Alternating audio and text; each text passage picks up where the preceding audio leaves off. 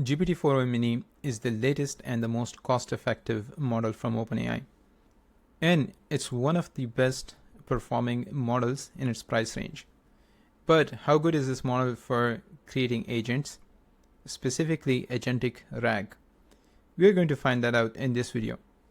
I'm going to be doing a direct comparison with Claude 3.5 Sonnet, which is my go-to model when it comes to Agentic RAG. To make it more interesting, we will be using a practical dataset.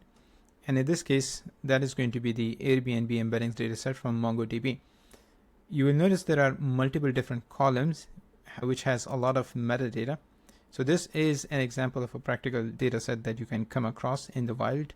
And I'll also show you how you can set this up so that you can use it with an embedding model.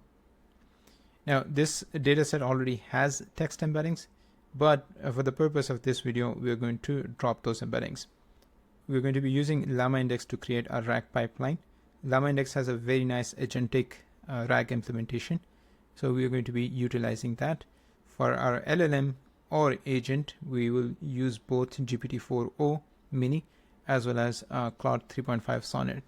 And for our vector DB, we will be relying on ChromaDB. So to get started, we will first need to set up different libraries. So we will install all the required packages. I'll walk you through them one by one. Next, we need to set up our environment variables. So we will need Anthropic API key when we are using Claude 3.5 Sonnet. You can download the data without needing a Hugging Face token, but it's good to have that. So I'm going to use that as well. And both for the LLM as well as for embeddings, we're going to be using the OpenAI embeddings and LLM models. Next, we're going to set up our LLM and embedding model. For our LLM, in this specific notebook, I'm using the GPT-4o Mini. I have another notebook which uses the Anthropic 3.5 Sonnet. For OpenAI embeddings, we will be using the text embedding 3 small model. You can reduce the dimension of your embedding vector. By default, this has an embedding size of about 1500 dimensions. However, with this latest OpenAI embedding, you can define your own embedding size. This will both reduce your computation cost as well as the storage cost because you're storing smaller vectors. And the latest update also gives you the ability to do batch computation of embeddings. This also reduces your cost as well. So if you're doing offline processing, I highly recommend to look at batch embedding. And since we're using Llama index, so we're going to set both the embedding model as well as the LLM as defaults. Again, in another notebook, I am setting the Anthropic model to be my default model.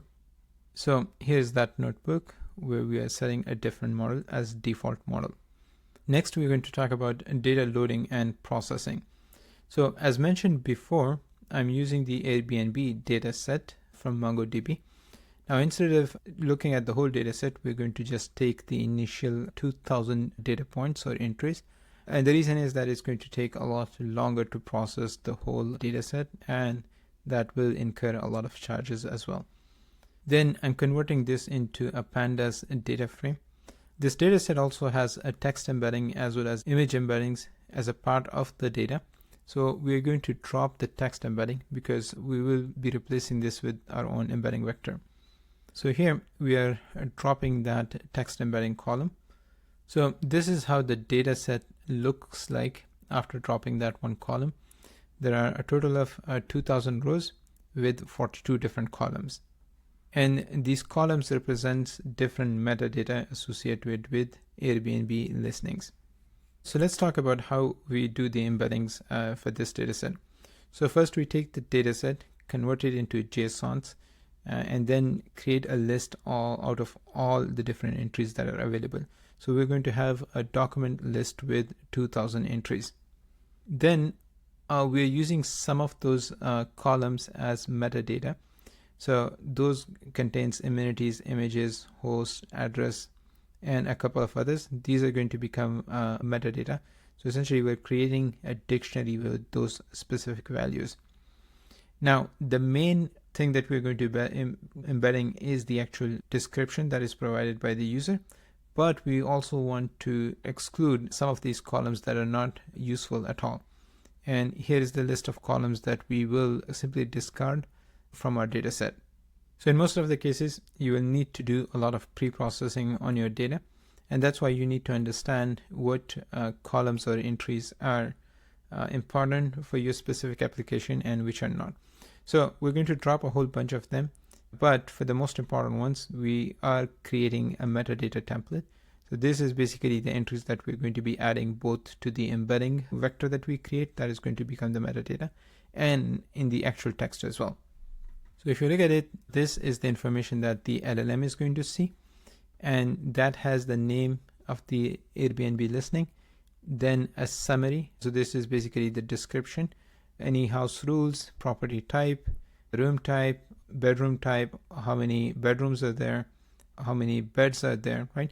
So these are the different information that is available through those columns that we put together into a one text column or a blob of text that we're going to be using to embed.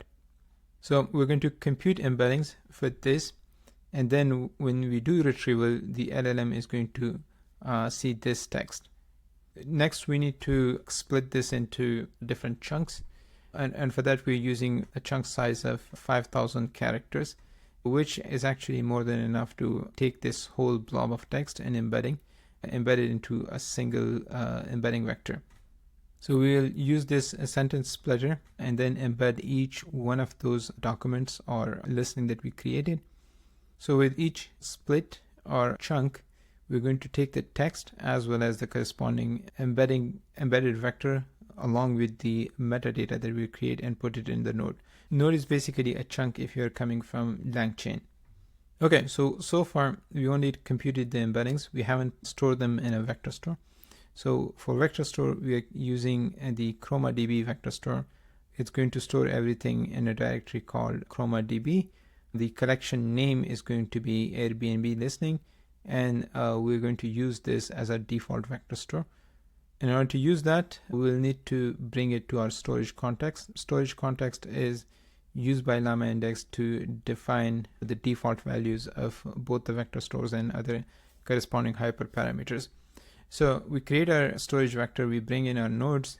So this will create a vector store which is going to contain the actual text chunks, which is basically the listening in our dataset, along with the embedding vector that was computed in the last step, plus the metadata that we created out of the listening. Okay, so far we only created our vector store or index. The next step is to start creating our agent. Now the way Llama Index implements it is that it creates a set of different tools that are going to be available to our agent or LLM. And for that, we were going to be using the query engine tool class.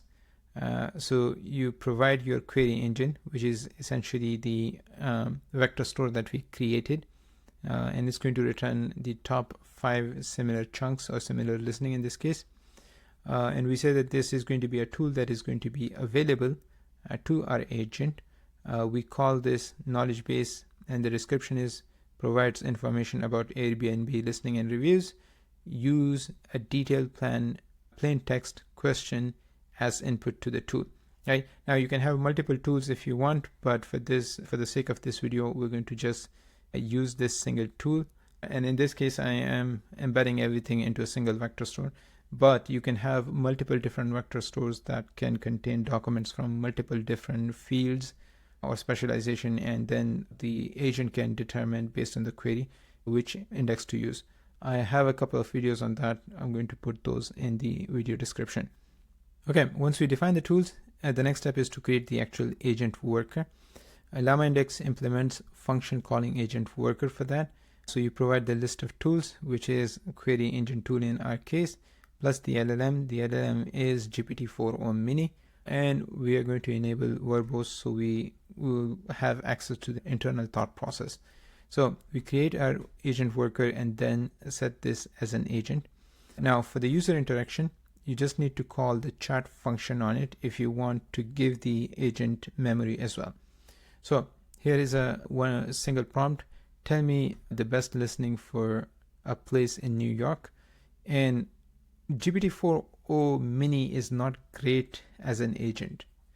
And you can see it from how it's processing it. It says added user message to memory. Tell me the best listening for a place in New York. This is the actual user input. Now the agent is supposed to rewrite the prompt. So the way it wrote the prompt was best Airbnb listening in New York. And then it used the tool to try to figure out what is the best listening. So it says the best Airbnb listening in New York is charming bedroom in East Village. And it also returns the actual description that is provided in the listening. But the thought process in itself is not great. In comparison, when I ran the same query through Claude 3.5 as Sonnet as an agent, here's what we get. So the LLM response is certainly to provide you with the best listening for a place in New York. I will need to use the knowledge base tool to gather information about Airbnb listings in New York. So it says, let me do that first. And then it does the function calling, but here is the input it's providing to the agent. So basically it rewrote the prompt for us. And the prompt is, what is the best Airbnb listing in New York City? Please provide details about its location, amenities, price, and guest reviews. So now here's the output that it got. And based on the output, it generated a much detailed response, which is pretty great compared to what we are seeing from GPT-4o mini. Now, I asked it what is the worst one, right? So here's the response. So it again created a very simplistic prompt based on the user input, and the response is also again not that great either. Here is a response from 3.5 Sonnet for a very similar prompt. Now the Miami is not actually present in the listening. So it says, I apologize for the confusion. It seems that our knowledge base does not have specific information about Airbnb listening in Miami. But it says, however, I can provide some general insights about how vacation rentals might differ between the two cities. So it says location and environment, type of accommodation, amenities, price, seasonality, and some other characteristics. So it's a very detailed and I think a highly accurate response from Claude 3.5 Sonnet. So in general, GPT-4o mini is a pretty great model, but I think it's not great for agentic workflow. You still definitely want to use a much more powerful and bigger model when it comes to agent orchestration. I'm going to put a link to this collab in the video description. Let me know what you think and how does it perform in your own agentic workflows. I hope you found this video useful. Thanks for watching, and as always, see you in the next one.